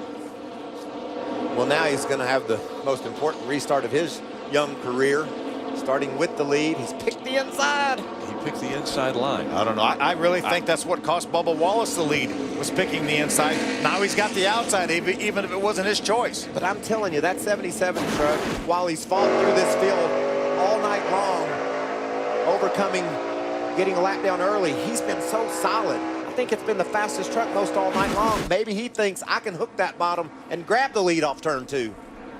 Lights are off on the pace car, meaning when we come out of turn number 4, we will be going back to racing. 3 laps of racing will remain. Possibly. Potentially. What about our man Johnny Sauter? Struggled mightily all throughout practice. Said he leaned on his teammates, talked about their setups, how they could adjust their truck to make it better. Now he's in position to win the race. Remember where Quiroga started from on the restart prior to this? That would have been 3rd. Exactly, and that's where Johnny Sauter sets. This How about Ron Hornaday? Yeah, unbelievable up there in the top 6.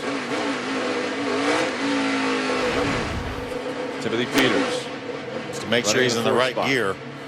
Looked like he had trouble getting it down in second gear for a moment. 2 by 2. Herman Quiroga on the inside. Darrell Wallace Jr. on the outside. Green flag back in the air. 3 laps to go. Bubba's right there.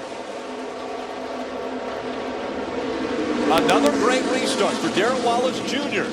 This time on the high side. Can he make it stick? Quiroga was getting loose down there on the bottom. Look at Johnny Sauter peeking to the inside. They make contact as they go down the backstretch.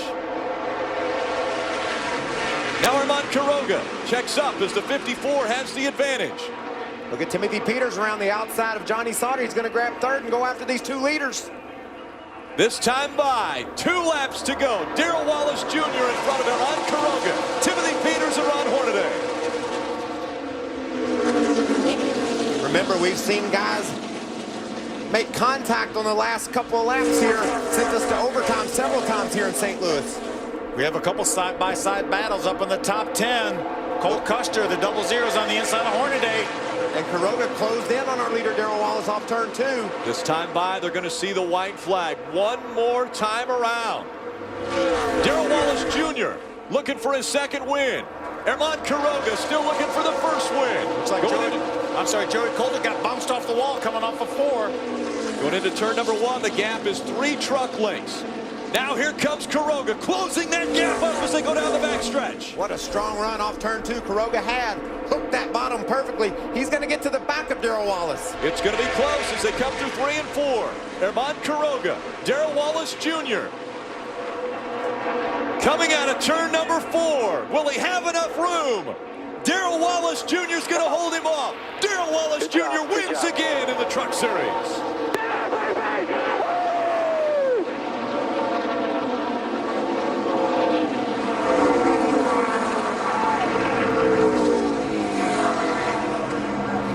What a hard-fought battle for Darrell Wallace Jr. getting his second win in the Camping World Truck Series.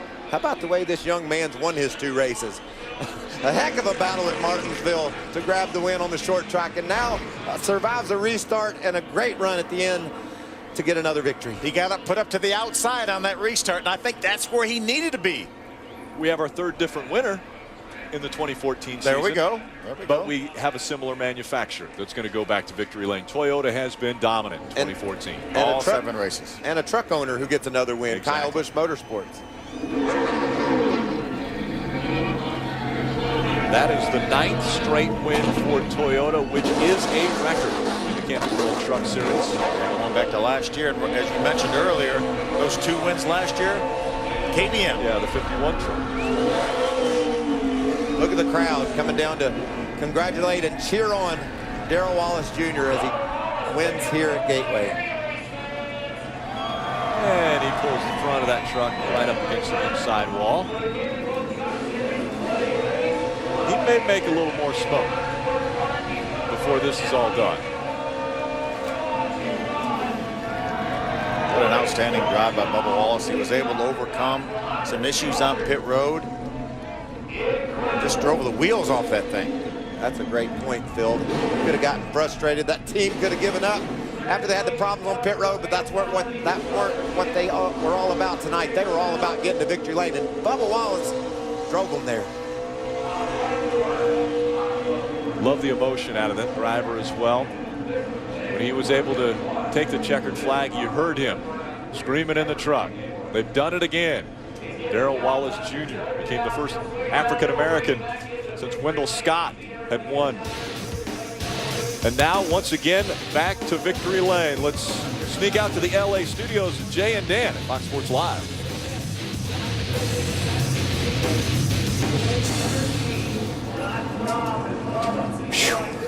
Throw that away. Thank you. These races make me tired.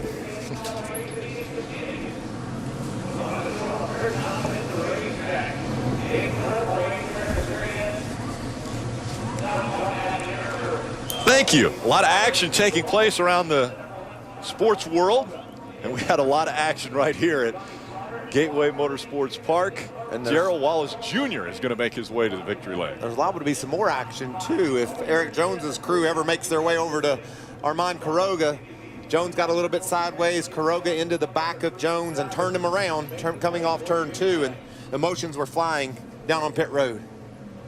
Oh, kind of fitting that the same team will go to victory lane with Bubba Wallace, Kyle Busch Motorsports, same team that Eric Jones drove for. Right now we have Ray Dunlap with Eric Jones. Yeah, he has come out of the infield care center, Phil. And number 1, are you okay? And number 2, your viewpoint on what happened at the racetrack. Yeah, I'm fine. I guess we just got dumped again.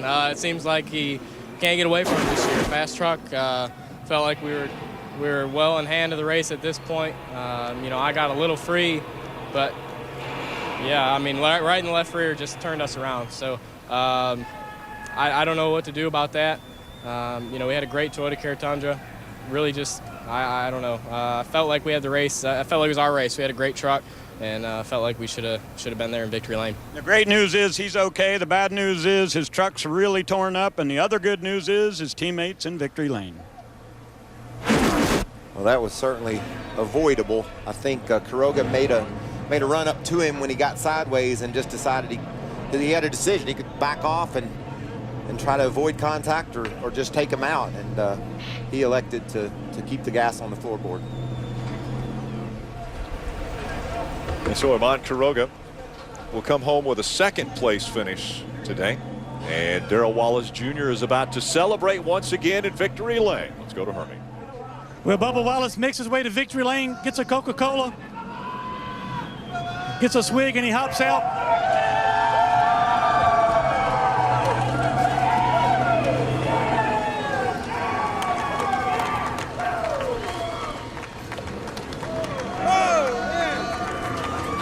Well, Bubba, win number 2, and you absolutely had to earn that one. Tell us what your thoughts on that last restart. Oh, man. It was wild.